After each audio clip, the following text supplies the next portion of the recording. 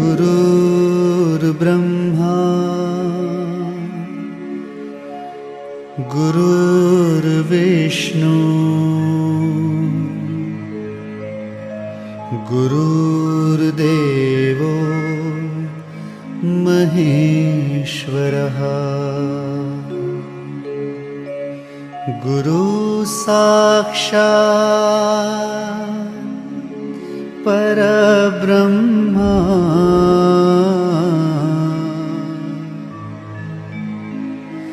तस्मै श्री गुरुवे नमः।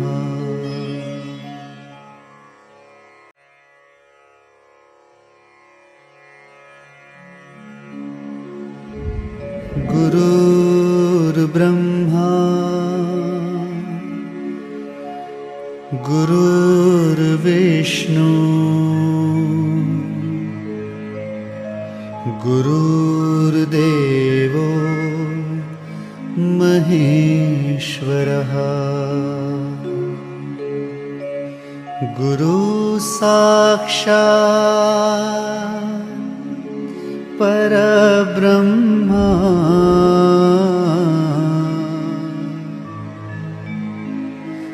तस्मै श्री गुरुवे नमः। हरिओम विद्यार्थी मित्रों, आज हम पाठ 9 निर्भय बनो उसका हिंदी में सारस समझेंगे। तो लेखक है फणीश्वरनाथ रेणुजी। उनका जन्म सन 1921 में हुआ था और निधन सन 1977 में हुआ था। प्रसिद्ध आंचलिक कथाकार रेणु का जन्म बिहार में वर्तमान बिहार के पूर्णिमा जिले के आरोही हिंगना गांव में हुआ था।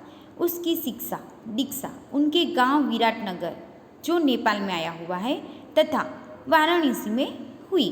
उन्होंने भारत तथा नेपाल के स्वाधीनता आंदोलन में सक्रिय भाग लिया तथा कारावास भोगा।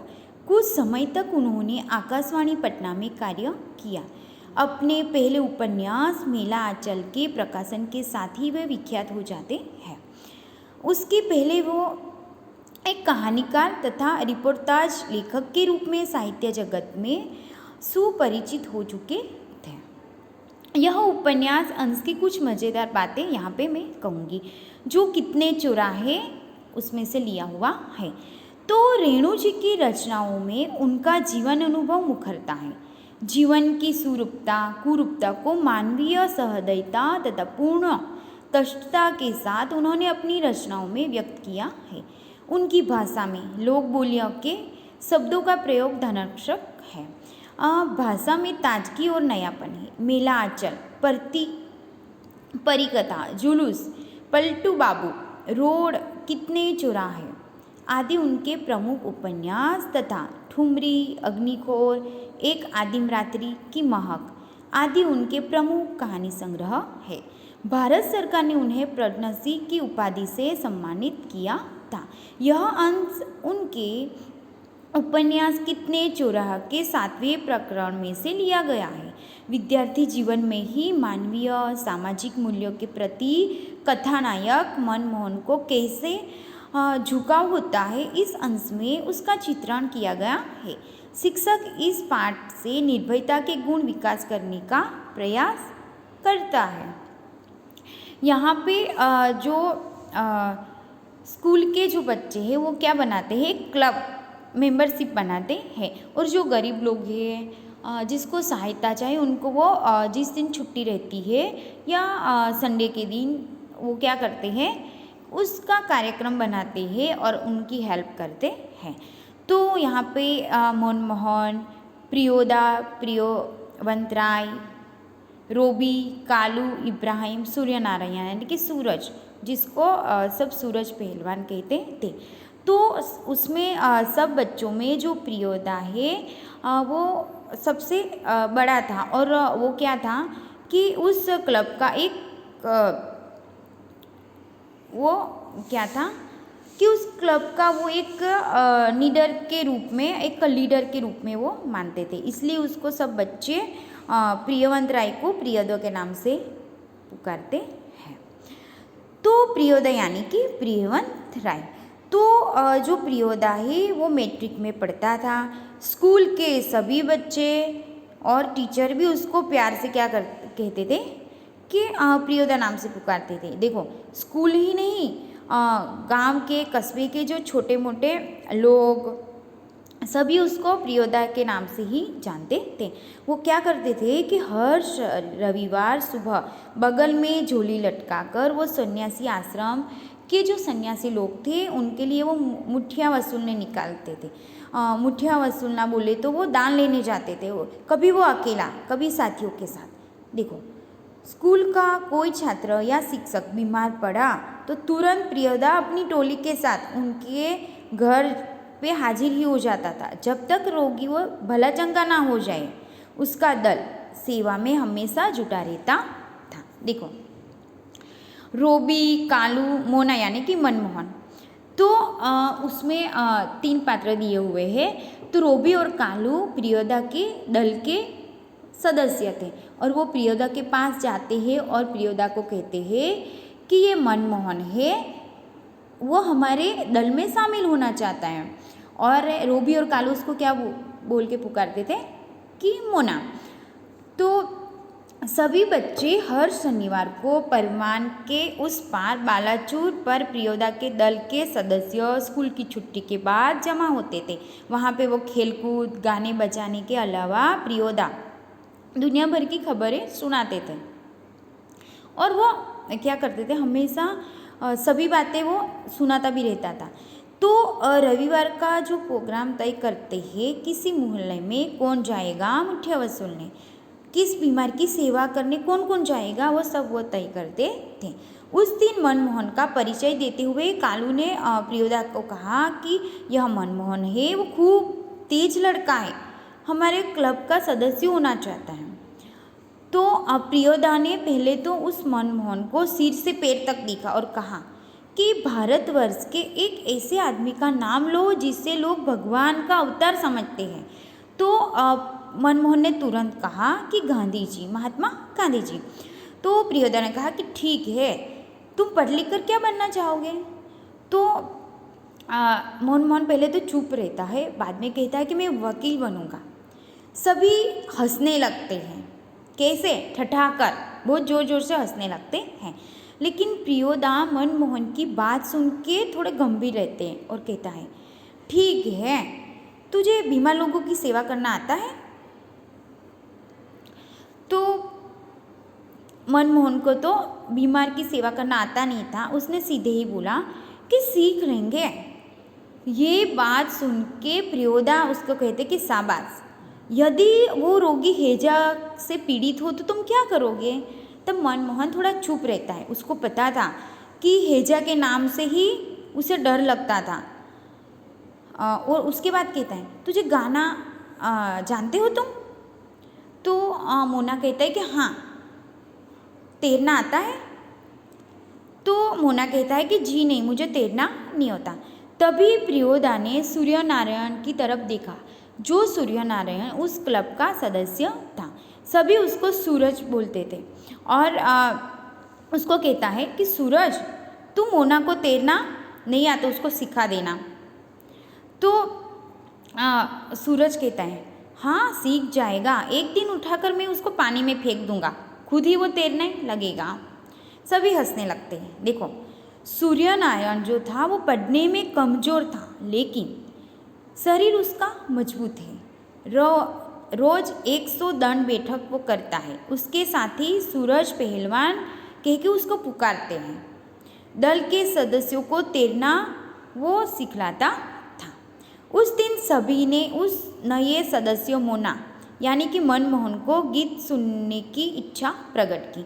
मनमोहन पहले तो शर्माता है, किंतु प्रियोदा के आग्रह पे वो गला खखार कर गला साफ किया और कहता है कि कौन गीत गाए वह, और खुद ही वो शुरू कर देता है कि राम रहीम ना जुदा करो भाई, दिल को सच्चा रखना जी, करके वो बहुत अच्छे से गाना गाता है। गीत जैसे ही समाप्त होता है, प्रियोदा मोना को कहता है, अरे वाह, तू तो बहुत मीठा गाता है, तेरा गला भी बहुत मीठा है। और उसके बाद वो कालू की तरफ प्रियोदा नज़र उठा के देखता और कहता है, कालू तुम उसको प्रभात फेरी वाला जो दोनों जो गीत है ना, वो मोना को तू सिखा देना। अभी सूरज पश्चिम को झुक गया था, बालाचूर पर लाली उतर गई थी। परमान की इस धारा पर डूबते हुए सूरज की अंतिम किरण झिलमिलाई। पखीरू दल बांधकर बास वन की ओर लौटने लगे। प्रियोदा के दल के सभी सदस्य पत्नी बात कर लौटे। पुल के पास एक गाड़ीवान तन्मय होकर गीत गा रहा था, भोला गरीब को दिन पहिया, हरप भोला गरीब का दिन।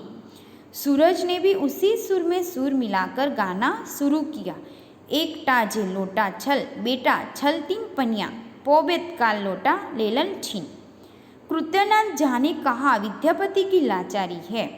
कृत्यनाथ झा ने कहा कि विद्यापति की लाचारी है।